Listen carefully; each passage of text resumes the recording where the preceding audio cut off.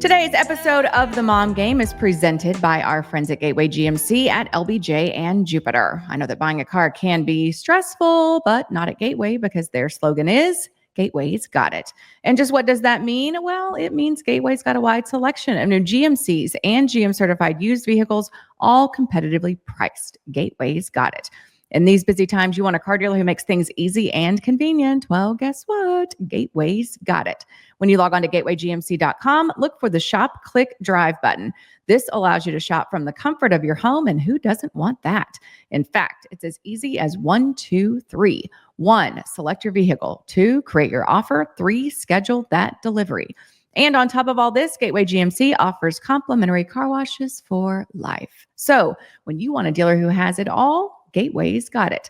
You can find them online at gatewaygmc.com or shop in person at LBJ and Jupiter. GMC, we are professional grade. And welcome inside-ish the Coppola Studios for episode 279 of The Mom Game. Julie, first of all, we're going to get to where you are in just a second, but I don't have any Coppola wine in my Coppola studio, and it makes me very sad. So I will be making a trip to the liquor store today because I've got to get some wine for the house, and then I also have to get some wine for a big Kendra Scott event that we have coming up next weekend, which I'll tell everyone about in a little bit. But welcome inside the Coppola Studios with sad face, no Coppola wine, and totally dropped the ball. We're going all natural today. Yeah, I know. Like. So no booze mom game. Everybody buckle up. Okay, so Julie, we know you're in Canada. I had no idea the views that you had in your Canadian digs. I am somehow sitting on top of the island. Okay, you're on top of Vancouver Island. I am currently on top of Vancouver Island, just kind of like levitating a little bit hanging from the ground with my Gateway microphone. Yes. No, this is my annual trip to Vancouver Island, and I'm in my brother-in-law's conference room at 460 Realty. If anybody wants to buy some land, buy some houses up here in Canada where it's beautiful, give them a call, 460 Realty. But this is the same conference room that I sit in every year now. It's been a few years. And it's surrounded by windows and beautiful views of the whole, you can see the ocean and mountains and hills, but the lighting, because of the windows, does not look good. So I decided to sit in front of a blank wall this week, and that just wasn't doing it for me aesthetically. So I was able to find a photo and make it my background. And what you're seeing right there is actually Nanaimo. We fly in right over this area towards the city on a seaplane when we come here, and that's it. It's beautiful, and that's where I am at. Yeah, it looks beautiful. Yeah, thanks. So I feel like we're going to be remote for 3 weeks. So this is the first of 3 weeks. I feel like each week you should try to bring a different backdrop to the show. That's a good idea. Okay. Yeah. So this is like my overview. And then, I need to go to Vancouver Island. Oh my gosh, you do, Emily. Have you been to Vancouver? No. Yeah. Well, you've been to Seattle probably lots. So I've been to Seattle a ton. You're not far from here when you're in Seattle. And I love Seattle, but that looks way prettier. Yeah, it is way prettier. So this is the island that Kelly grew up on, and it's island, but it's actually very, it's large. There's multiple cities and all that. But when he was growing up, it's like you could ski, you could golf, you could fish, like all in one day if you really wanted, because there's mountains, there's ocean, there's everything. Snow skiing. Yep. There's mountains. They had a mountain cabin on Mount Washington, and he grew up skiing all the time. Yep. So what kind of temperatures are we talking about right now? So right now it's like their warmest time of the year, and it is like, it's all Celsius. So I feel just like it's so weird living somewhere where everything's measured differently. You feel like a big dumbass. People have all these conversations and you're like, oh yes, it's getting very warm. It's 20, or whatever. And, right. And it's funny too, because the translation from Celsius to Fahrenheit, it's a little bit weird. It's not like something super concrete. It's not just like add 30. It's like double plus blah, blah, blah. So even people that live here don't really know what it is. So we sort of know I mean, you can always Google it on your phone or whatever, look up your weather app. But it's just kind of funny to me that people are all just kind of guessing like the translation from Fahrenheit to Celsius. So All that to say, yeah. Because 212, right? Is like, that's like 100. 212 degrees Fahrenheit is 100 degrees Celsius, right? Okay. Well, that's like another weird one. There's all these weird things. Like that. Listen, I just pulled that out of my ass. I thought I remembered it from like grade school, learning that. And I think people don't really know. Nobody really knows. I don't. I'm just kind of pretending. People have to do it all the time. They're like Googling like how to do it. Like, because they don't need to, I guess. Because I think it's like double and add 30 kind of deal. Okay. It seems like Celsius though. Like if 0 is freezing and like 100 is boiling, I'm like, I'm in on that. Like that seems way simpler than 32 and 212. Like, what are we doing? But like it's, in the 20s here is like in the 80s at home. So I don't know that 100 is boiling. I don't. Here we go again. It's crazy. And then just meters, shining the kilometers. How uneducated we are right now. Let's just shine it. Emily and Julie are dumbasses. We shine it on ourselves because we don't care. Everyone else pretends. Everyone else pretends to know all this. Does anyone really know all that? No okay, one. We do lean into it. We lean into it. But yeah, and then they use meters, kilometers, not miles. So anyway, all that to say, it's like their warmest day of the year, I think, was 2 days ago. And it did get near-ish to 90 in Fahrenheit. And it's interesting because people here don't all have air conditioning because they don't need it very often and it's expensive. And so, it's like if you only needed something for 2 months a year, can you survive kind of deal without it? Because it doesn't get so hot that they're sweating in their house, really. It's just warm. So there's fans and, but so my brother and sister-in-law's house, they do have an AC, but it's like so different because they're like, do we need to turn on the AC? Should we not? Okay, well, let's open the windows. And it's just this whole thing of, do they put AC on in their house that we don't do? So it's all these, I just love coming. I love seeing another country, seeing how they operate here. It's so slow paced. It's so, no one cares about, from what I can tell, like types of cars, what you're wearing, like none of that shit matters. They just like are enjoying life in the nature and the ocean. And I love it. Good for you. Yeah. It's good. And then of course we're with the cousins and having all the cousins together is just so great because they don't get to see each other except for this visit that we make every year. And we're doing the 4-parent-parenting where everyone kind of takes a shift and helps each other out. And so it's good. We're in my brother-in-law and sister-in-law's house for a week. And then we move over to my father-in-law's house when he leaves because he's actually going to leave town and we're going to go take his house over, and that's on a golf course. It's really nice and pretty, and that'll be good to have our own space because what do they say about house guests? House guests and something else expires, or it's too milk, whatever. Yeah, milk and house guests, like you don't want for more than 10 days, 9 days, 7 days, whatever it is. We're pushing that. We're pushing that with our in-laws. Or brother and sister-in-law, and they're so sweet to have us for this long. But yeah, it's our annual summer trip, and so thank you all for adjusting and letting me come see my family and still do the mom game. The Good beauty for of you. a podcast. Yeah, that's fun. Well, y'all have a fantastic time. We'll be checking in once a week to see what adventures you've found coming your way. For sure. For sure. So how's your world? Oh, my world's good. Hattie came home from camp early. It is a long story that I really just don't want to get into on here.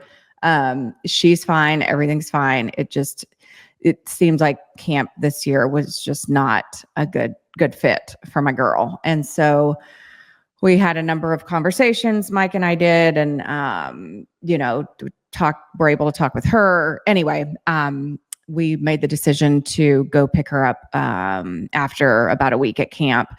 And it's, you always say, oh, she just needs to tough it out. And, you say all these things as a parent, like this is, we paid good money for this camp. She's going to stay there and blah, blah, blah. And then, things happen, and you realize, like we've said a million times, parenting is just a series of doing things that you said you'd never do. And so we did. And now that she's home and we've had a chance to talk with her about things, we definitely made the right decision. So anyway, her 2-week camp basically turned into a 1-week camp. Of course, that happened when I was on my singular road trip of the season that lasted. It was 3 days in Houston, and of course, all hell breaks loose. But yeah, that's how it works. It is. And I've, Miss Vicky's at our house today, and she was like, every time you leave town, something happens. And I was like, I know. So anyway, that was my one road trip of the year, and it happened. So check that off the list and move on. So then Henry goes to camp on Sunday. My sister is actually going to have Hattie at her house in Virginia for a few days. So they'll both be gone for a little while. So they're still moving and shaking this summer. And it's flying by, and it's been fun so far. And summer's fun and a little chiller than nice, school season. So that's good. Houston was fine. Funny story from Houston. So Rangers were in Houston to close out the first half of the season. Took 2 of 3. They look way better than they have, pretty much all season. They seem like things are finally starting to click. We'll talk about that a little bit more in Sports Courts. But when we go to Houston, we stay at this place called the Post Oak, and it's a beautiful hotel in Uptown Houston. It's probably one of the nicest hotels we stay at. So Saturday was actually an off day because it was a national game. So I only ended up working 2 games, the Friday and the Sunday game, but I'm still there. It's not like I can do anything, go home or anything. So anyway, my friend Julia Morales, who does what I do for the Astros on a much more regular basis. The Mom Game Zone. Yes. Oh yeah, we've had Julia on. And so she and her daughter Val came to hang out at the hotel pool with me. So we're there all day Saturday afternoon, had a blast, just laid by the pool, ate, had a couple cocktails, and then they left and, went home. And then I came back to the room and ordered room service. And, it was a very low key road trip for me. But then I look at my bank, I get on my bank account today, like my online banking, and there's one charge from the Post Oak, which I was very well aware of. I had 2 rounds of room service and a day at the hotel pool. So it was not a small bill, but it was worth it to me. I was like, anyway. So didn't think anything of it, moved on. Then I log on today and there's another charge for $271. And I was like, wait a minute, I already paid there's 2 different charges. Like, what is it? So I call them and I'm like, hey, so I paid my bill and it was X amount. And then I saw this other charge on my card. Can you tell me what that's for? And they're like, oh, yes, ma'am, Miss McCoy or Miss Jones. I can't remember what they said. Well, look at this for you. Oh, they're like, oh, that's for a bottle of Casa Azul from your room. And I was like, what? It was like the hotel, like the mini bar. And they were like, yeah, there was a bottle of Casa Azul. And I was like, I'm not even a tequila girl. Like, I'm a wine girl. I didn't touch anything in the mini fridge. Yeah. And so they were like, okay, well, we'll dispute it and let you know and take care of it. So my thinking is this just something and I'm not trying to like incriminate Post Oak, but like, are they just like, because this hotel is bougie. I mean, bougie. And I wonder if they're just like, we'll just slip something in and see if they notice. Or did like someone else take a bottle out of there? And I know, and I don't want to slander housekeeping, but do you think housekeeping maybe just was like, I'm gonna put that in my bag? That's some good shit. I know. So anyway, that's interesting. Warning, check your bank, because I don't check my online banking a ton. Same. But so word to the wise, check that shit, because I'm like, I'm not paying $270 for a bottle of tequila that I didn't even drink. So they said that it was in the room and then it was gone? Yes. So that's what they were saying. They were like, it's a charge. I was like, the only thing I did was I opened the refrigerator and put a bottle of wine in there on top of all the stuff. But I was like, I didn't take anything out. Yeah. And they're like, no, it was on top of the refrigerator or thing in the cabinet. And I was like, I did not drink any tequila. I promise. Yeah. So anyway, stay tuned. You'll have to let us know how that goes. PSA, check your bank account to make sure that people aren't slipping bottles of Casa Azul in there. Right? And just other things all the time. I feel like people could so easily just charge extra for stuff. I know. Country I clubs, know. that's a big one. What? Like country clubs, I thought you said strip clubs. I was like, oh, do tell. Yeah. See how much you can put on credit at a strip club. No, country clubs, there's just like a list. You don't pay attention. Places like that are like if you're traveling and there's a resort and you're just ordering stuff and then you pay one big chunk at the end. Like there could be so much stuff in there that I didn't actually do. I know, but do I have the energy? I mean, I don't have the energy to go through the itemized bill, but I do have the energy to fight it if I'm getting charged $270 for a bottle of tequila. Right.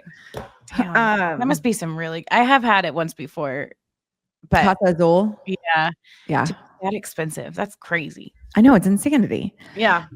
And I didn't drink the whole bottle. Like, what's happening? Like, I guess somebody would have taken. I don't know. Anyway, bottom line is, I did not drink any Casa Azul at the Post Oak in Houston. For the record. Okay, I believe you. I'm going to submit this as evidence to them. Pass the Julie lie detector test. Thank you very much.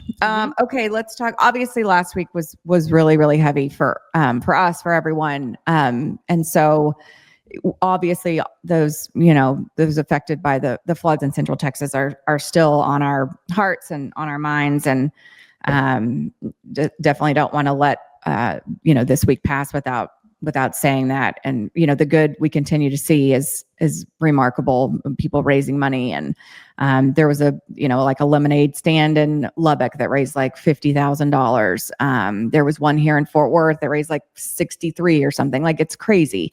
So good on everyone who's trying to do anything that they can to help in those ways. And hopefully a break is coming from the weather. But good gosh almighty, it seems like they just can't get the break down there. Yeah. It's still raining. And it's been raining in Dallas some too, right? It rained a ton yesterday morning, Monday morning. We're shooting on Tuesday and we haven't had much since. But I think we're drying out here in Dallas. Hopefully that makes its way down to Central Texas for sure. Yeah. I need to somehow get it off of my algorithm. Not that but it's like, it's every story when I go to just like zone out. And so it does have a mental, I think, effect on you. And I've also like had, it's just the visuals when you're trying to fall asleep now, it's all a struggle. And I know a lot of people are still really struggling. Yeah. Just mentally, like after processing all of that. And I think what I've started to do, which is not a good thing, like I've started to visualize tragedies like in my mind, which is not good. No. So like obviously I was not personally affected by the tragedies in the Hill Country or in Central Texas, but then I find my mind going somewhere like to where a personal tragedy affects me and my family. Yeah. And I don't know where. I think that must be a byproduct of the anxiety I'm feeling from seeing these images and things. I wonder if anyone else has experienced that. It's really weird. I think so. And I don't even want to tell you the things that are coming into my mind, but I am just trying to get them out of there. So if anyone has any tips on how to get these false, made up scenarios out of my mind, holler at your girl, because a lot of people are struggling with that. I know.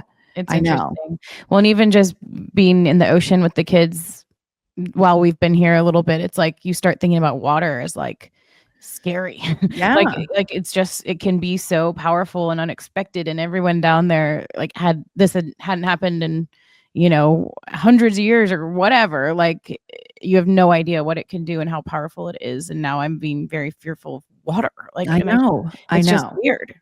So I think there's going to be just like with COVID, there was like a PTSD period afterwards where people didn't want to, were nervous to go to concerts and were over washing hands and all that. Like this is just something that's going to affect people. I know. In a similar way. Yeah. And love and prayers to all those who are actually that experienced and lived this tragedy. Definitely all still on our, like I said, on our hearts and our minds for sure. Yep. Okay, let's talk a little sports. Not a ton going on in the sports world, but brought to us by our friends at Williams Athletic Club and Kendra Scott. I want to promo an event that we have coming up. You're not going to be in town for it, but I am. And it's on, I believe, it's Saturday, the 26th. Saturday, July 26th. It's at the Kendra Scott location in South Lake. So I'll be there modeling some Williams Athletic Club gear. They let me pick out something and I'm so excited about it. I think it was called the Gracie dress. Anyway, it's this like cool up and coming sports apparel brand. And so Kendra Scott and them have teamed up and nice. They're having an event at the South Lake store on the 26th of, is it the 26th or 27th? 27th. It's the 26th. It's Saturday, July 26th from 9 to 10 Saturday, a.m. July 26th at the Kendra Scott in South Lake. So super excited about that. I'll be out there. So please check out williamsathletic.club.com, obviously kendrascott.com. They've been so instrumental in raising money for the flood victims as well. So excited to continue our partnership with Kendra and meet these new partners. You've worked with Williams Athletic Club in the past, haven't you? Did you work with them? I worked with For All, the golf brand. Oh, you did the golf brand. So this is a more, okay, that's right. Yeah. And I don't think they're related. They might be, I'm not sure, but it's kind of the same similar vibe. This is like an athletic golf tennis type of brand. So their stuff is really cool looking. So hopefully we can have a good turnout at the event to join you, Emily. It is from 9 to 10 a.m. and there's going to be brunch, bites, mimosas, and exclusive gifts.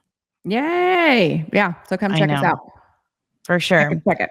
Okay. I talked a little bit about the Rangers. Went into the All-Star break. One game under 500. Took two out of three. Took 2 out of 3 from the Astros. And, they're still very much in the wild card mix. I don't think they're going to be sellers at the deadline. I don't think they're going to be huge buyers. They could use a bullpen arm. John Gray, Josh Spores, both on their way back. So there's some promising things. The offense looks like it's finally starting to figure shit out, which is encouraging.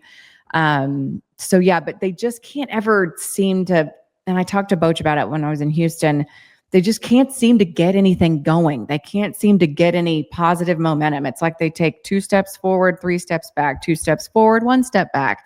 It's just they can't seem to get anything going in a positive direction. Yeah. So it was interesting because we spoke a little bit here on the show about the Rangers and just the different personalities and how maybe they're a little bit closed off to the media. I'm sure they have a lot of cool, great personalities on there, but they're not letting people in quite as much. And then there were headlines about this very sort of thing. And we didn't really get to talk about that, but I wanted to touch on it with you. And also, like, I truly think that type of thing does affect your play.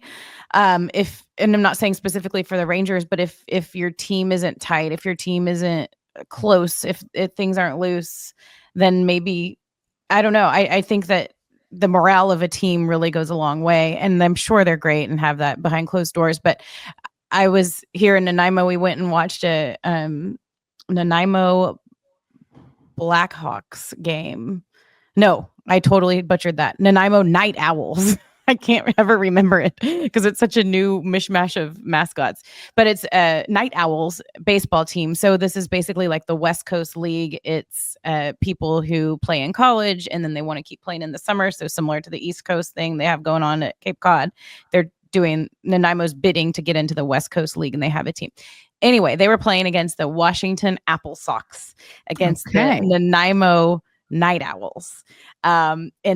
And it was so fun to just watch a different type of baseball and people at that level and the energy that they had. And we were comparing the dugouts. My little niece noticed this. She's like, this side of this team over here, like, they're all so happy and they're all jumping up and down and like they've run out of the dugouts to congratulate each other after a hit. Like, and then the Nanaimo team for that particular game was very serious, like they weren't doing all that. Like, and it was just interesting to observe and to see a kid even observe that. Well, guess which team won? The Apple Sox won. But I think even all the way to the major league level, the morale, the way a team operates, how much they goof off, interact with each other, how loose they are, how much they want to play for each other and the manager. It's so important. And I am not speaking to the Rangers at all. I don't know anything about it, but that headline did come out with one of the players who left. Yeah. So Kevin, for those who don't know, a couple weeks ago, Kevin Pillar, who was with us in spring training and to start the season and then ultimately ended up retiring, about a month or so into the season, and made some comments on a podcast about how he thought they would be more, unified and together. And it seemed like a lot of guys were on their own program and all that kind of stuff. And so, everyone has their own view and own opinion based on clubhouses they've been in the past. I've only been in one clubhouse my entire career. So I can't speak to anyone else's. And I know that, that can be easily misconstrued as to that this team isn't playing for each other. They're not together. They're not, they're not playing for Boch, like all that kind of stuff. People could take those comments and make those, draw those conclusions on their own. My whole thing is, what comes first, right? The chicken or the egg? Does the winning and then the camaraderie come, or does the camaraderie come and then the winning comes? Like, you can't ever tell which one's which. And I know when you're a team that has really high expectations, you've got a lot of veterans on there, that they're not performing the way that anyone expects, including them. And so then you just kind of get into this mode of, what can I do? And not saying being selfish, but like, what can I do to get myself out of this mess so I can help my team? And it's like, I don't have time right now to worry about the other 25 guys on this roster. I've got to take care of my business, because if I don't take care of my business, then I'm not doing the best that I can for this team. And so it's kind of, it's understandable if you do get off to if you're in a rut, or if you're in a bad place, like, everybody always says, like, just do your job. Don't try to do too much. Just do your job. And so I think there's a tendency when struggles do happen like that, especially when they were as widespread as they were with this Rangers offense, for the first couple months of the season, that everybody's just kind of like, what can I do to get myself better? And it's not because they're like, I got to be good. It's because I can't help this team if I don't perform. And so there's a little bit of both. I mean, maybe that was a different situation than Kevin Pillar had been in previously in his career. And everyone has the right to their it's like we want them to talk. So he was saying how he felt. But yeah, I think he got a lot of, probably was critiqued for even saying that. But right. It seems valid to have those thoughts. I think he said something like, yeah, this team, after a couple years after winning the World Series, I thought it would feel a little different. Yeah. Or something like that. But what you're saying is totally true too. But maybe people, when they're losing or when they're not performing as well as they want to personally and as a team, it's like they almost go into a shell a little bit more. And I think that's what you see a lot, is that they just dig in and they're like, I got to get myself out of this. And then as soon as I get myself out of this, then I'll worry about, but it's just also too, though, it is different. I mean, in Kevin Pillar's an older player, and like he probably has seen, different types of atmospheres and all that kind of stuff. But it's like I've said a million times, Julie, the game is changing. The game has changed a lot in my 20 plus years covering this particular team and in this game in general. It just as a whole has changed. And I think that's part of it. There's I think there's plenty of cutting up and doing all that fun, silly stuff behind closed doors. It's definitely not taking place in front of cameras. It's not taking place in front of media. And I think that's the way they want it. And more power to them. That's absolutely their right. If they feel like that's their space, and they don't care what you think on the outside. They don't care what your perception is, as long as they have that bond and that camaraderie and that unity within their group. They really don't give a shit what I think, what you think, which also too, their prerogative. It's from my perspective, it's, those 2010, 11, 12, whatever, those teams were so fun because they did everything in front of everybody. Well, not everything, but you know what I mean? And so they let us in on all that. And that's their decision whether they want to do that or not. Every team has its own personality from season to season. And so it'll be interesting to see now that the offense is starting to click a little more, if things kind of collectively, if everyone just kind of collectively takes a deep breath and is like, okay, now let's stop pressing so much and let's just go out there and play baseball and have some fun. Yep. Yeah, for sure. I'd been wanting to chat with you about that, though, because I saw those headlines, and it was right around the same time we had a similar conversation, just about the different, just how things evolve and players evolve, and they work harder with their coach and on their own. These guys do so much more than they used to. Like, as far as like when they show up to the park, the meetings that they have, the preparation, the information that they're given. I mean, Boach basically told me like they cut back on some of like batting practice, like because they don't want guys taking so many swings. Like they had to scale it back a notch. And so I think it's just a constant adjustment based on what your team is doing, who you've got on your team, all that different kind of stuff. It's the game continues to evolve, and it evolves within, the course of a season. Yep. It's interesting to see too. Like when you have kids and you want them to have fun. Yeah. That's what sports are. Like sports are supposed to be fun, and then it becomes someone's career. It becomes their job. It becomes their livelihood, and they get in their heads, and it's like, just make sure you don't lose the fun. I know. Can I go on one little rant right fast? Sure. I had a conversation with a colleague when I was in Houston, and, he was like, bottom line, these guys are getting paid a lot of money to produce. And it's like, okay, yes, they are.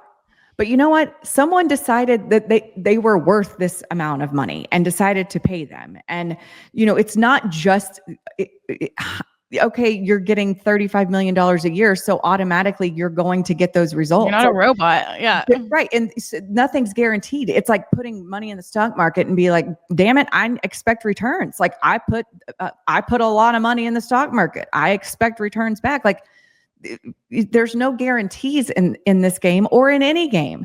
Yeah, you take a risk on guys. You pay them a lot of money, but that whole argument makes me insane. I mean, these guys are getting paid a lot of money to produce. Well, you're right, but someone gave them that money. Like they're doing the best they can. Yeah. Like I don't know, that argument to me is just so. It's just such you hear it all the time in sports, right? Oh, yeah. And that was the whole like Jamie Benn, Tyler Seguin, horse shit, all like that. That was like, look at these contracts and they're not scoring enough. But like when you're part of a team and when you're on the ground, you know what these people are doing in the room, how they're leading, what they're doing off of, and then it just comes and goes, the production on a baseball field or on the ice. It comes I just think it's such a lazy argument. It's such a lazy argument. These guys are getting paid a lot of money to produce. Like, oh, okay, well, I'll let him know. You know what? I'm going to go show him his contract and make sure he knows how much money he's making and what's expected of him. Like, if that was the case, why don't you put it in there? Like, I'll just make it an incentive-laden contract and be like, okay, I'm going to pay you a lot of money if you hit these marks. But that's not the way that this works. Like, no, you're giving them a contract and then you're rolling the dice and hoping that they perform to the standard that you assumed and concluded that they were worth. And that's the contract you gave them. So anyway, sorry, side rant for you. No, it's true. All right, let's do a little feed action brought to us by our friends at Audrie Dollins Media. Yes, thank you to Audrie Dollins Media for everything they do for us here on the Mom Game, especially helping with our branding and our social media. They can do all kinds of stuff for you. If you have a business that you're trying to scale, that you're trying to grow, and you just don't have the time to do it all, give them a call. They can help you with influencer management. They can even help you find influencers to help you advertise for your business, brand management, monetization management, collaboration management, influencer campaigns. If you are an influencer and you want some help with some of your stuff on the back end, then they can help you as well. Content creation, photography, social media management, website design. And what I'm learning is the more and more that we work with them, they really can conform to your needs. They're a bit of shapeshifters in that way. It's pretty cool. AudrieDollins.com to see if Audrie can help out you and your business. Shapeshifters. Yes. I saw that. Isn't that a good one? I saw it actually. A good one. I mean, it's from the movie. I forget what. You watched Potter, the movie? I don't know, something like that. No, I didn't watch a movie, but I saw a post on Instagram, and it was Travis Kelce with his former girlfriend, the African American girl. I forget her name. She's beautiful, but like his look was like chain, like baggy pants, like whatever, just a total different Travis Kelce. And then him now with Taylor with the parted down the middle flowy hair and like a button up plaid shirt. And it was like, this is the best shape shift ever. I had never heard of that. So that's where I saw the word shapeshift recently, and it's gotten in my head. I love it. It's like you're a shapeshifter. But yeah, just the pre and the post Taylor Swift, Travis Kelce, based on like conforming to the woman he's dating. It was so funny. And by the way, what do we think of the parted down the middle hair? Is that like back? No. I think it's back. Is it? Yeah, it's like the For people other than Travis Kelce? yeah, like he's following the trend. Okay. People are No, it's like the 90s heartthrob so look. yeah, or like slight like isn't that yeah, it is kind of like yeah. Like Zach Morris and Okay. the butt hair producer Jasmine says, Jasmine, you should just turn yourself on here. Butt hair. Okay. So I thought Zach Morris had the over the to the side with the big front. He had different hairstyles. Saved by the Bell was on for a while. He definitely had part down the middle butt hair for a while. I mean, my brother had butt hair for a while. Did he? Henry doesn't have butt hair. There's no part in Henry's hair. It's just total shag, and it's all going toward his eyes. It makes Mike insane. I could care less. I do want him to like clean it up around his ears and his neckline, but other than that, I could care less. The West Coast guys here there's a trend right now where it's just like crazy. It's like almost like a mohawk, but like just wild. Like no one's brushing it, and it's like it's interesting the hair trends and how I see what's going on up here. Dudes now, I feel like dudes are in a hole, especially young dudes. Figure out their hair. Like the guys are having like hair identity crises. Yeah. Crises. We might need to dive into that next week. I think we should do some more research. No one knows what to do with their hair. Well, it's interesting you bring up Travis Kelce because his teammate, Patrick Mahomes, took some fire. And this was all over social media. From a radio host. Oh gosh, a radio host in Kansas City. His name is Kevin Keitzman. Mm-hmm. He called Pat Mahomes fat and embarrassing after seeing shirtless photos of him enjoying the 4th of July weekend with his family. Keitzman, let's see how good looking you are. You know what? I can't even. I mean, unreal.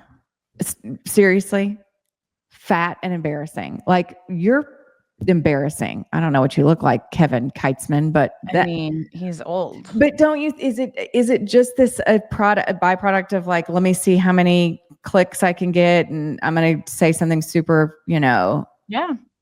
unpopular. And now listen, does Patrick Mahomes have like a 6-pack and chiseled as all get out? No.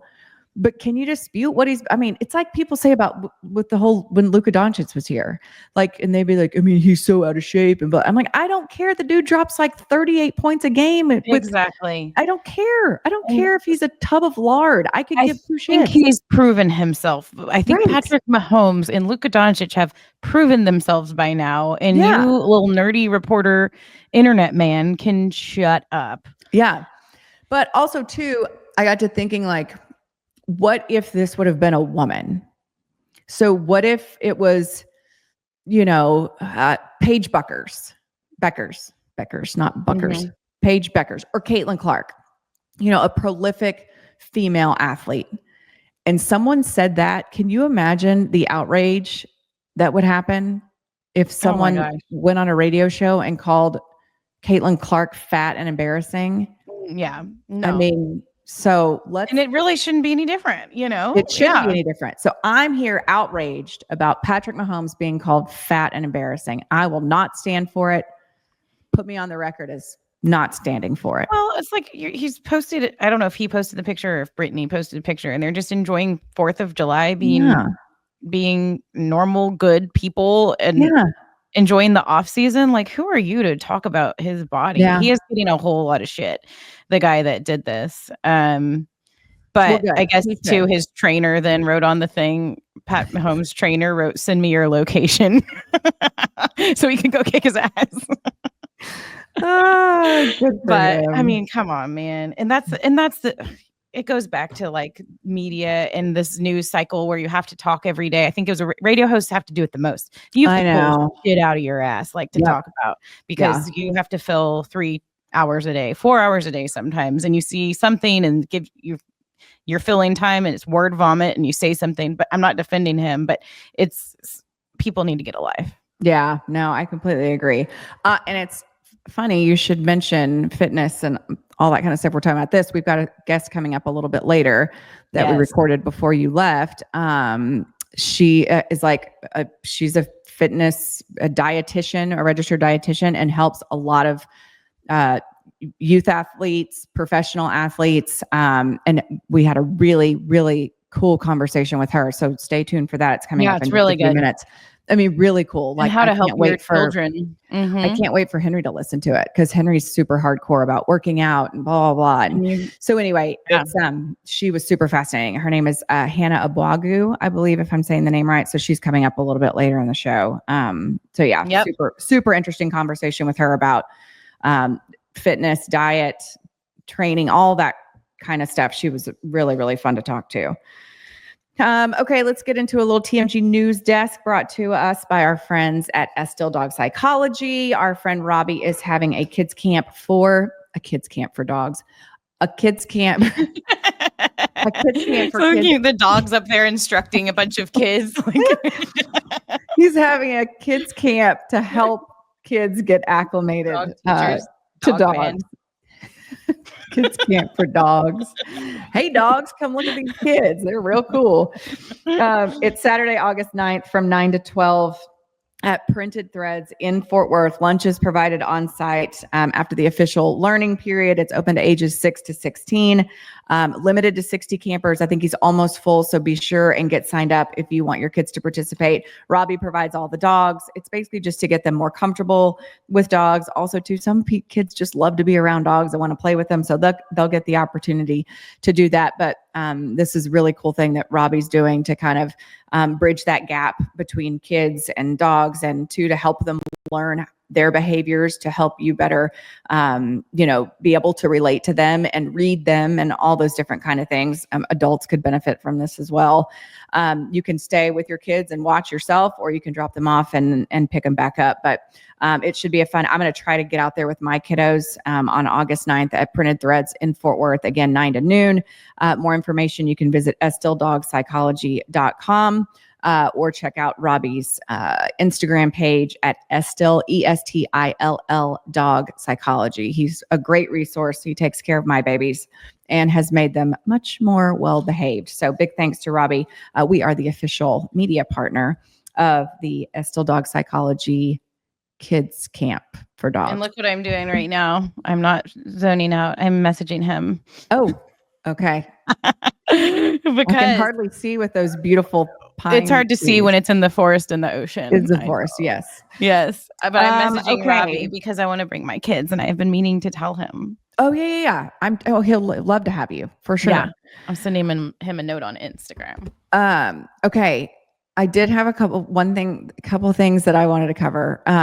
So Jasmine, our sweet producer, brought to our attention a story that apparently now the new iPhone update or the new iPhones, one or the other, will notify you if you are having phone sex. This is weird. Thoughts? So why do you... This is a new feature on the iPhone. Are they advertising this? I don't know. I don't understand. Is it illegal? It's not illegal. Is it against? Right. Like, why would you need a phone alert? I don't know. But yeah, like, no shit. I know it's not illegal. Phone sex, you're killing my vibe. You're trying to get stuff done here. Like, do people do that? People have phone sex? Yeah. Julie. Yes. Does that work? Anything can work. Where there's a will, there's a way, Julie. Is this with your spouse or random person? Like, I don't understand. It's not random person. I mean, I think after you've been married for a time, it probably loses its luster. But yeah, I mean, yes, Julie, people are having phone sex. Even when you can just go to like a porn website, why would you go? Well, you can't even do that in Texas anymore. You can. You just can't go to Pornhub. Oh, you can go to other sites? Oh, yeah. You think all of Texas hasn't been? Wait, how do you know this? Time? Because I've worked with Dan McDowell. So why did they single out Pornhub? This seems very unfair to Pornhub. I know. It's because they were like allowing they didn't think that the restrictions on their age, like they weren't doing it properly. So they were worried that kids that weren't 18 and up or whatever it is were getting on there too easily. So they got like punished. Okay. But yeah. And thank you for the porn. You think all of Texas has just been walking around with all horny men that can't find any? Well, no, that's why I said where there's a will, there's a way. I'm in an office building. This is so What? I'm in an office building. I know. I'm in my home with my children on the other side of the door. They can't hear me. No. Okay. Well, so shifting from porn back to phone sex. I just don't see why you would take that route if there's more exciting available. What if you're out of town for a long time or you're in a long distance relationship? Like, I guess. I don't know. I mean, I'm not judging. I'm not judging you. I'm not judging either. I just didn't know if people actually still did that or did that. Just seems like technology and life has developed to where that is FaceTime. Now it makes it even better. Like yeah. Oh gosh. This is like something kids probably do, huh? Stop. Like, no. Yeah, it probably is. Like when they start, I know that FaceTime's such a big player, right? Like I've seen just like preteen girls or teenage girls just like they get up and you probably know this more than me. Like they do their whole face makeup look just to FaceTime boys or like just to FaceTime people. Oh my gosh, that sounds so exhausting. Yeah, and they just walk because you don't actually have to do like meet people in person anymore, and it's easier. You don't have to like go ask permission from your parents to go to have ice cream or to go out. You can just FaceTime someone. Oh my gosh. But anyway. Yeah, that sounds awful. Okay, but here's my question about this alert that you get to let you know that you're having phone sex in case you weren't aware. Like, what does it say?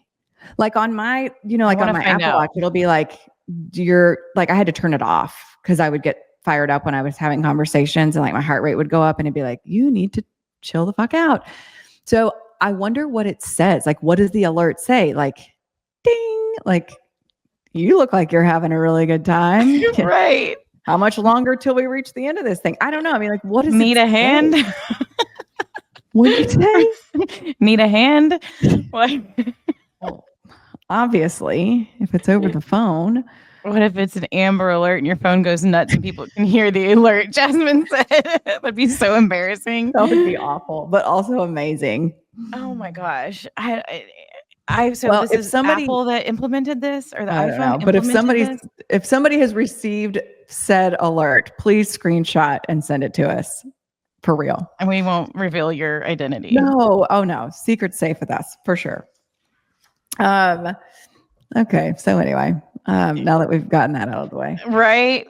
Anything else we need to discuss before we bring in our Hanna girl? I don't think so. I think we're all good. The Hanna interview is so great. I really loved it. You'll hear on this interview kind of talking through. Emily asked some specific questions pertaining to hers and her kids, and I asked some specific questions pertaining to my kids because I think the overall thought is we don't realize how much nutrition is influencing them. But it was really great having her on, and I think that's pretty much it for this one. Yeah, we'll have plenty to talk about next week, but this is a great interview, so we hope everybody will stick with it. But yeah, we'll see you next week. And here is Julie. Say, here's Hanna. And here is Hanna.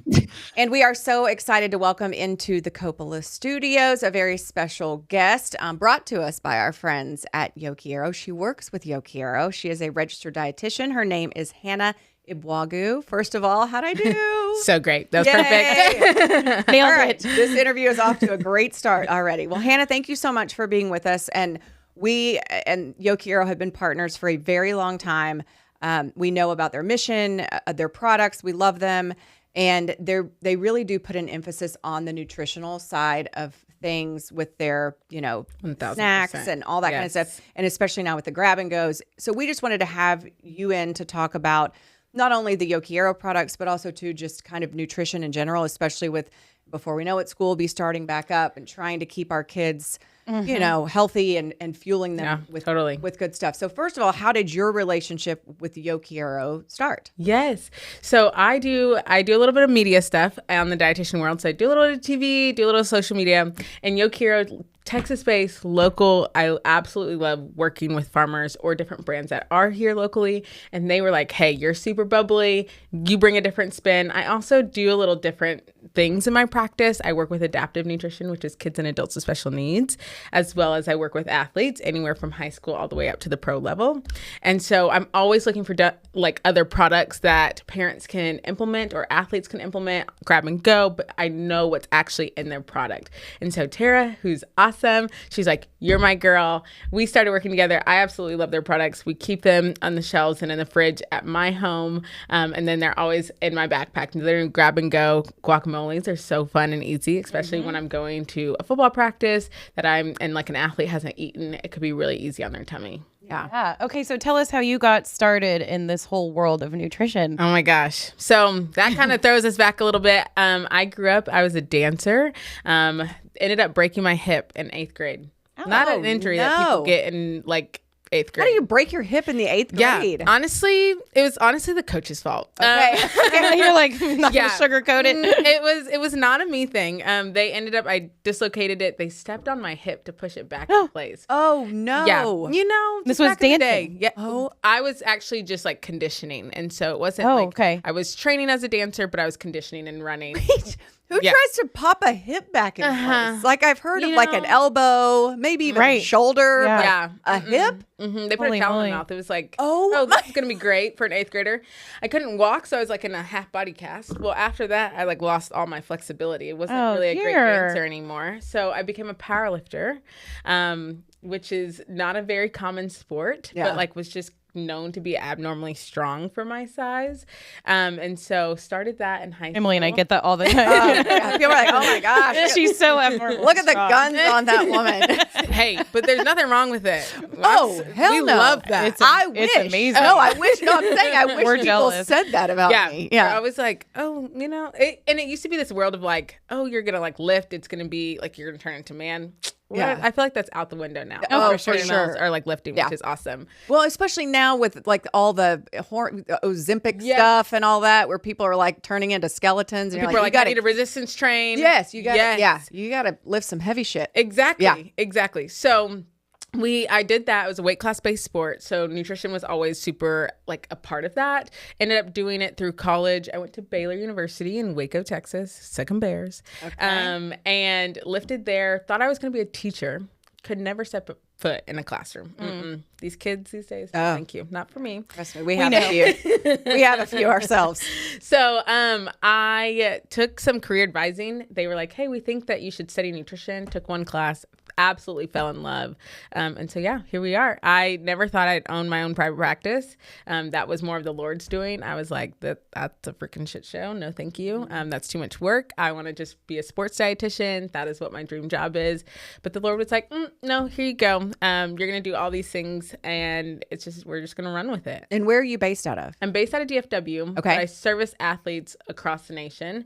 And then I travel a lot on the adaptive side, mostly in the state of Texas, just because of insurance wise, but my athletes are all over. And so my biggest component is free agency. I love when athletes, I don't love it, but I love when athletes are released from a team. They're just fired. People don't realize like the emotional stuff that athletes go through on like free agency, and they lose everything. They lose all of their coaches, all of their support staff and team. So I saw a huge gap, and I was like, these athletes are still athletes. Like they can still do what they need to be able to do, and they still want to. Exactly. And so as long as that they have support, we can get there. That is so cool. So there's so many different avenues of this that I kind of want to talk through with you. I don't know. We could start with the athletes, or we could start with the kids. Yeah, I think that you bring up the adaptive stuff, which I think a lot of people don't realize how much nutrition and what you're putting into your body plays into. Yeah. And Julie has a son that was recently diagnosed with autism. Does that all play? Yes. That all plays so into I actually it? screenshotted this part on your website because I read through this. Are you a parent or caregiver that is struggling with a picky eater? Check. Food aversions? Check. Medication side effects? Check. Specialty diets? Check. Underweight, overweight, or complex relationships with food for their child or family member with special needs? I think it's just so much starts with food. And you can see it in behavior, which is Oh my God. Crazy, right? So that's why I just think this is such a cool conversation to talk with you about. There's not a ton of dietitians that do this. I think that the world of autism, as well as like the world of any other mental health disorders that we are seeing, whether it's the rise of ADHD and ADD, or it's the rise of autism or OCD or anything like that. All of that. What people don't realize is the brain and the gut are incredibly connected. And I think that people are afraid to like dabble in that area because, one, the kids are fragile. We have to realize like some of them are nonverbal, some of them have behaviors, some of them don't want to see you. There's a whole plethora of things. And so it's hard to find practitioners.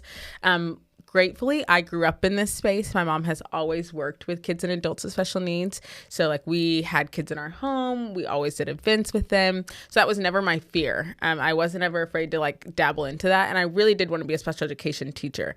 Nutrition was just a way that I could just be more nurturing. On the sports side, I'm super intense, super like aggressive, direct, and all the things. But on the adaptive side, I get to be a lot more nurturing, a lot more bubbly and friendly. But it takes a lot of patience. And so realizing that like the neurotransmitters, between, this is where it gets all sciencey, between the gut and the brain work and communicate.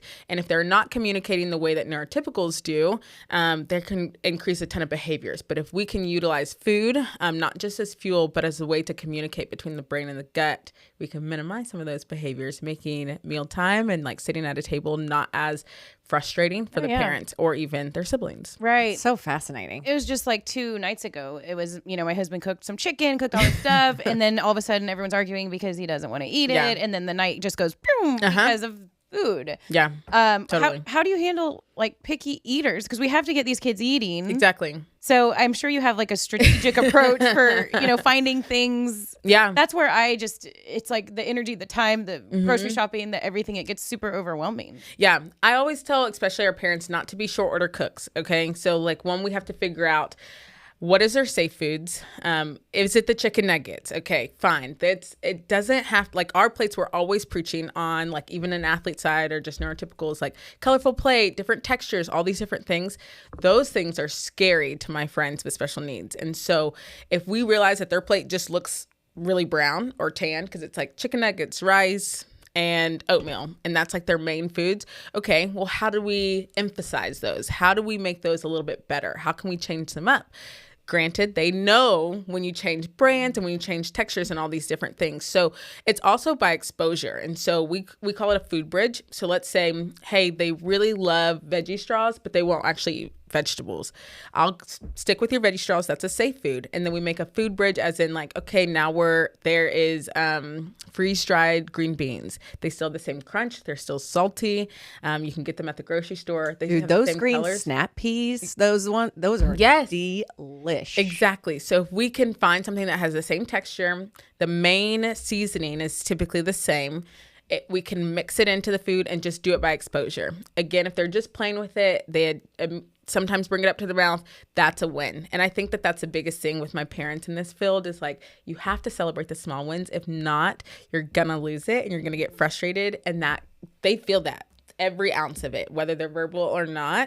Yep. And so it takes a lot of patience. And that's where I tell parents, if you can find a dietitian to work with them, because it takes that burden off of you and it allows that there not to be a break in that relationship between the mother and the kiddos, and so, or the dad and the kiddos. And so the dietitian gets to be the person that challenges them and then challenges those food aversions or food varieties for them. But I would definitely say food bridges, and don't just find a way to emphasize what your plate already looks like. It doesn't have to be overwhelmingly like we're going to the restaurant we have to do a completely different thing that they've never been exposed to. No.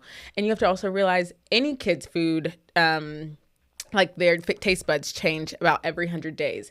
But a kiddo with autism, it typically takes them about 200 days for their taste buds to change. So exposure takes a lot longer, as well as 15 times is typically when a kid wants to try something new, and that's a neurotypical kid. But we see that it's like 45 to 50 times for a kid that has autism or ADHD. So interesting. So there's a lot of like science that goes into it, but people just have to learn to be patient and learn to celebrate the small wins. I think that's one of the biggest things that we do in my company. Yeah, that's fascinating. I mean, I think we're starting to hear more about how, like you said, the brain and the gut are so interconnected. But you just don't think about things like that, how that can affect. I mean, I think we all heard growing up like, oh, you're on a sugar rush, you're on a sugar high. And so we heard about sugar, but basically that was it. It's like, okay, well, don't eat so much damn candy and then you'll be fine, or, you know, whatever. And so to know that there's so much more, and to know that like, you're not saying no chicken nuggets, no veggie straws, no this, no that. Like, let's find the stuff that's already in your diet that's, you know, that's fueling your body in the proper way, and then let's try to expand. Exactly, because people are always like, oh, well, the kid will eat whenever they're hungry. That is not the case with autism. They will ride that wave out for as long as possible. And then now we're going into some disordered eating patterns or malnutrition. And so it's like, if you have a kid that has food aversions or that might be on the spectrum, you have to still feed your kid. You can't just be like, oh, they'll eat when they're hungry. Yeah. That is like something that we're really, really moving past. But that used to be what everybody was told. Yeah. They'll eat when they're hungry. Like, we'll just do the clean plate club. Yeah. Right. And sometimes you should start there. You know, I think a lot of people go to their doctor and then they get medication or whatever. And then they kind of from there, I guess, would maybe try counseling or try something like that. But maybe we need to start with food sometimes. Yeah. That's at the core of everything for all of us. Oh, food is whether medicine. You're a kid, you're an adult. Yeah, exactly. In any aspect. It's not just fuel. There's so much more to food. And then how about like tired, stressed out moms who don't feed themselves properly? Oh my gosh, we're starting to see that a ton. Yeah. I'm like really feeling for our parents right now. They are drained, and I feel like that there's a lot more activities that our kids are involved in. So even if you're not on that side of the adaptive world, but if you're just a mom right now, like your life is so busy, you're typically working, it is really imperative to feed yourself and fuel yourself, because your brain and your gut is also connected, and it can impact the behavior that your family sees. So making sure that you always, just like you pack something for your kids, like it might just be in your purse or your car. Like, hey, I have like a granola bar, I have a go-go squeeze. Just because it might be quote unquote like a kid food doesn't mean it can't be fuel for yourself. And so I think we're really pushing past the moms that are just grabbing a coffee as their breakfast of like, hey, I need you to eat something today. Yeah. Okay. Yeah. So while I have you here, I do intermittent eating. Okay. I say that because I drink a latte in the morning and I will drink a glass of wine or two at night. So I don't really call it, it's not intermittent fasting because I'm still, There's something. yeah. But it's my own thing. I'm like, I'm not willing to go all in. So, but I've done this for several years. Is that how, I mean, my window's usually like 12 to 6. I mean, and I'm not like, adamant about it. Like if I'm on vacation or if like shit happens or if something looks good, I'm not like depriving myself and like I can only eat between 12 and 6, but it's something I've liked. I feel like my body is now so used to it that I enjoy it. Are you a proponent of that or are you not? Kind of depends. Okay. Their intermittent fasting or intermittent eating can be done in a lot of different ways. I think the people that will still eat through normal hours of the day, I'm okay with it. And other ways, some people do the 24 on and 24 off. That is not sustainable. Yeah, I'm out on that. Yeah. I'm totally out on that. And so that is not helpful. What we do realize with intermittent fasting is that you have control over how your metabolism works. Your stomach actually doesn't know a time clock. It does know when you're sleeping, but it also is constantly working all the time. So if you are hungry, you're avoiding your hunger cues, now you're rewiring your brain as well as you're rewiring your metabolism. And so that's what we have to be really careful about. Okay. Especially as women age and are going through premenopause or menopause. Here. All here. If we start to throw off our metabolism, it can drastically affect how we're going through menopause. And so people typically see like weight gain through menopause. There's typically seeing like drastic mood swings and all those things. A lot of that is linked to your hunger cues, and a lot of that is linked to your nutrition. And so you still have to be able to listen to your body. I'm not against it because I think that people, they might eat in like really late hours, and we don't want that because that can lead to like GERD and all these other things that aren't helpful. And so intermittent fasting is great for that, to be like, hey, I'm stopping eating like 2 hours before I go to bed, 3 hours before I go to bed, which is great. That's where I love this. But in the morning, we also see that that's the best time to wake up your metabolism and keep it fired up. And so when people are like, oh, I'm just not going to eat breakfast. Yeah. One that you have to also think, if you're a parent, your kids are constantly watching you. They're watching that behavior and they're learning that behavior. Henry, the other day, my son was like, Julia, but I was just Henry, my son, the other day was like, Mom, are you going to eat? And I was like, yeah, I'm going to eat. And he was like, I feel like you only eat one meal a day. And I'm like, I eat a bit, usually I eat a pretty big lunch. Yeah. And then I'll snack throughout the afternoon. And then by dinner time, I'm not terribly hungry. But I noticed he was like, They notice. he's watching. Their kids are always watching. paying attention. And And I'm there's like, I promise I'm eating. Look at me. I mean, I'm fine. Trust me. But they're learning those behaviors. They're learning, well, like if mom's fine, well, Especially the girls. yeah, probably. especially the girls. And we're seeing a huge increase in disordered eating habits in our high schooler as well as in our middle school and even elementary schools. And so people are realizing that their kids are watching them. And so you have to be cognizant of like, it might just be peanut butter toast. If that's what gets you through the morning, your kid is seeing you eat something. They're seeing you not body shame yourself. They're seeing you not like talk negative about food. So that's like the other big implication that I see with our parents of if they're gonna do like intermittent fasting, you still need to prioritize like mealtime with your family. And that's where they aren't doing that because they're like, well, I don't eat during this time, so I'm not going to sit here and do it. And so it like, there's my like qualms with it, but I still think like there's some good behind it. I think as Americans, we're just constantly eating. And so it gives you a good way to kind of like put some parameters and put some boundaries on it. Yeah. But we also have to remember that there can be some negative side effects. And so you just have to be aware of those things. Sure. Yeah, that's great And advice. how about the athlete side of things? Oh, my love. Yeah, it really. So you work with like professionals, athletes of all kinds, specific mostly sports. strength-based sports. That's just because that was my first love, resistance training, and I have my CSCS, and so I love strength, the aspect of strength-based. So rugby, football, gymnastics, those are my main sports. But I do see a lot of swimmers, soccer. Lately, I've been doing a lot more with endurance training athletes. You see a lot more with runners, and everybody and the mom wants to run a marathon right now. Right. So that's I ran one at 30, and I don't think I'll ever do it. yeah. It's just like too hard on my bucket, knees. It's a bucket Yeah. list thing. For I can people. check that shit off because I'm not doing it again. So do you have to adapt the food to the sport? 1,000%. 1,000%. Anybody in my resistance train or my strength-based world is eating completely different than my endurance athletes. I really say that a lot of times my endurance athletes, we call it periodization in the nutrition world. We're timing their food out based off of their routine, their exercise routine. If you're running for over an hour, you have to be eating during the run. So like that's very different from like my strength-based world. Yeah. And like what they're eating. We're going carb heavy. Oh my gosh. We're doing all of that. We're doing a lot Those of little sugars. goose squeezers. Oh, they were so gaggy, but I'm like, I know I got to do this. Yes, because if not, you'll hit that wall really Yeah. fast. And so we're learning a lot in the endurance world that like it's just like the fourth endurance aspect there. Everybody's like, oh, it's biking, swimming, and running. But then if you don't throw nutrition in there, you cannot be an endurance athlete. And endurance athletes, they really, really harp on the carbohydrates. And that's where the sports performance beverages came from. That's where the goos come from. That's where all of these nutrition products really came from, was the endurance side. On the strength side, you can truly eat your normal meals. And like the only thing that you might be supplementing if you can't get it fully in is your protein. And that's just because their body's taking a lot more hits. That doesn't mean that both sides don't need carbohydrates and protein. It's just at a different time and a different amount.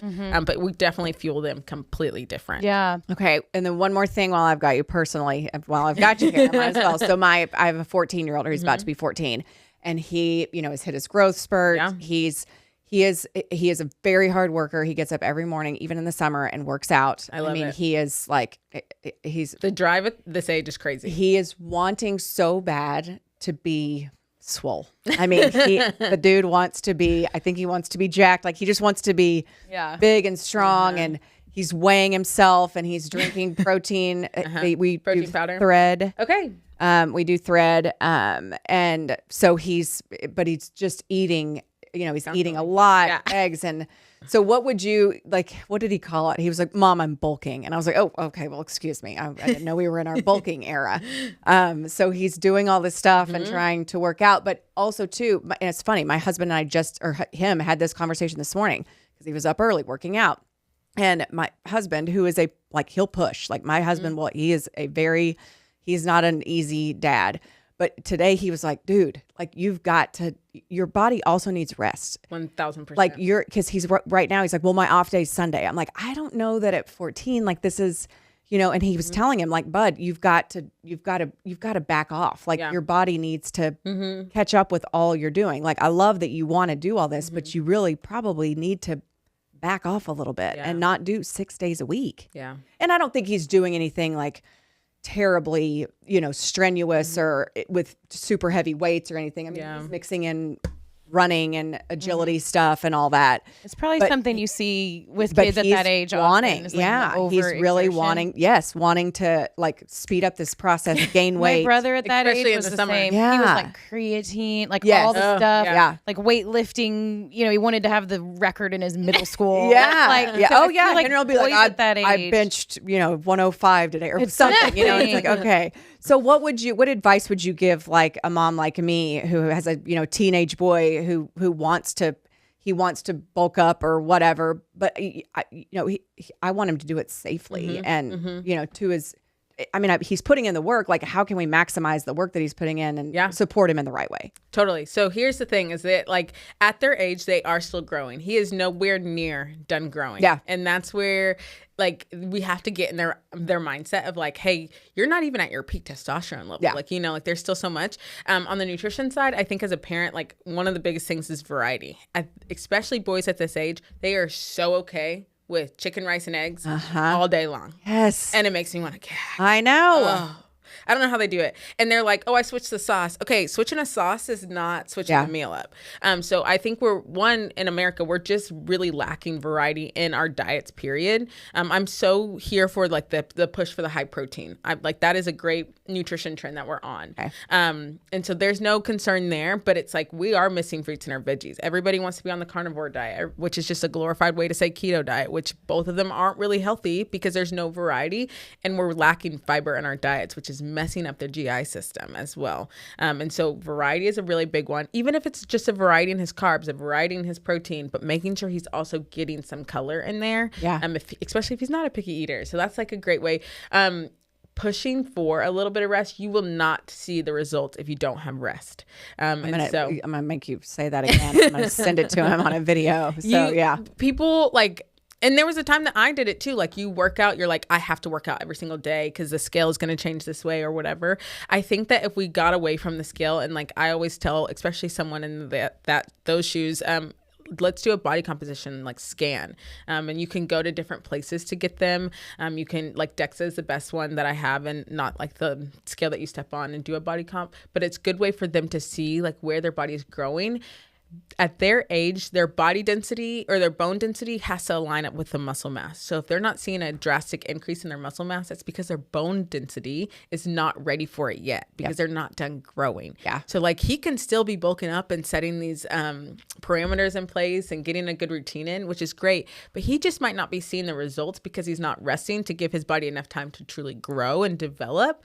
But also like his hormones have to catch up. His bones have to catch up. Like all of these things have to catch up. It's not just the muscle mass. And so I think parents are like, oh yeah, you are doing all the things right, but like I don't know how to really help you. I think truly like we're seeing a huge push in elite athletes at such a young age, but you also want them to just be a kid for like a day and like run around and do all the things. And so it's okay if they like are resting like Sunday and like Wednesday. If Sunday is his day, then like Wednesday, like let that be like your active rest where it's just like, hey, we're going on like a walk. Yeah. Because people like minimize the magnitude of a walk can do. And so it helps flush out some of those toxins that from the muscle buildup and the muscle development so that you can see the results like later on. And as well as just like take pictures. I think people like are like so adamant about the scale, but you can see the results over time when you've taken progress pictures or someone else is coming in to see you.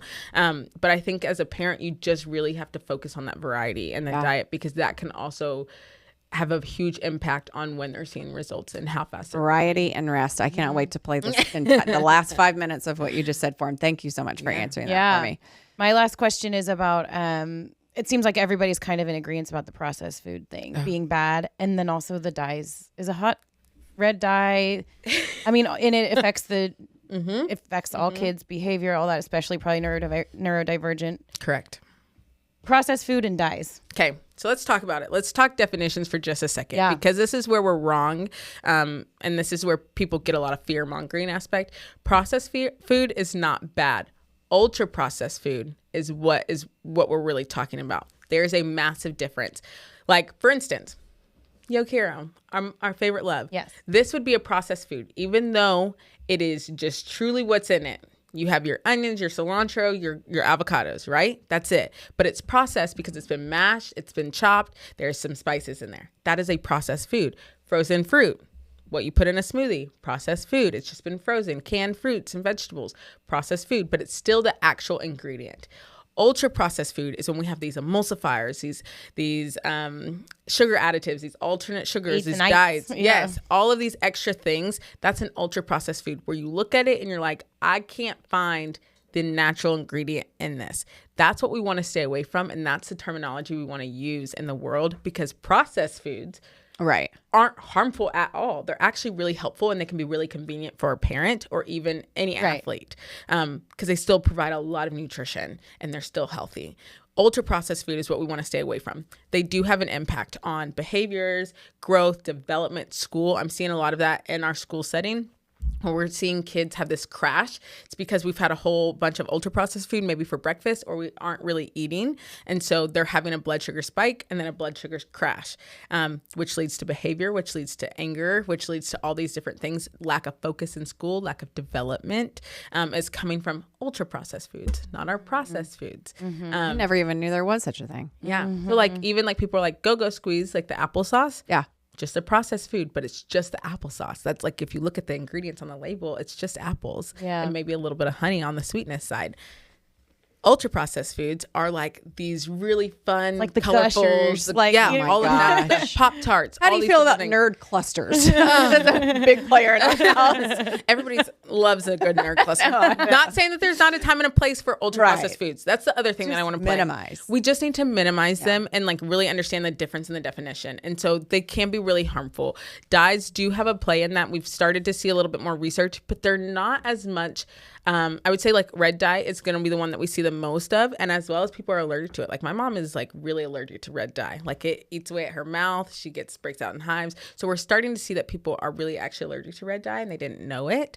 But like other dyes, or other foods that are colored, like Unreal candy. It's one of the candies that I use for my neurodivergent population because they're all colored and dyed with natural foods, like Unreal. beets. That's the name of it. Unreal candy. Okay. And they all still have different colored. It's like M&Ms and like all these other fun things, but they're naturally dyed with other foods. And so you can, like, I don't want people to be like, I can't have any color or like any fun colors, but there's a way to do it, and a way to see that there's different options. And so you really have to be careful, especially as a parent, with how much ultra processed there is, but don't be afraid of the processed foods. It makes your life convenient and easy as a parent. Like that should, like, let's get rid of the fear aspect. Yeah, Right. That's fascinating. I had never even heard of ultra processed. Well, Hannah, this was fantastic. Thank you so. It was so insightful. I had no idea we'd get into all the things we did, but I'm so grateful. It was so fun. Yeah, and thanks for the advice for my kiddo and for Julie's kiddo on a personal level. Yeah. So if parents are listening and maybe want to reach out to you and consult with you, how can they find you? On Equipped or at Equipped Wellness, www.equippedwellness.com, and then on Instagram, Free Agent Nutrition, because I work with mostly free agents and all the things. And then if you just type in Hanna Eboagu, and my last name is spelled Eboagu, you can find me anywhere. Awesome. And then of course we can't forget about our friends at Your Hero, as the we ultimate dip destination. Exactly, as we get ready for school. I know. Oh my gosh. Their grabbing go stuff is super helpful. Yeah, it's great. It's amazing. Well, thank ready to you go feast. I know. Thank you so much for being with us. We end every show. This is your camera. You'll look into it. We throw up the peace signs and we say, Mom, game out. Okay. On the count of 3. 1, 2, 3. Mom game out.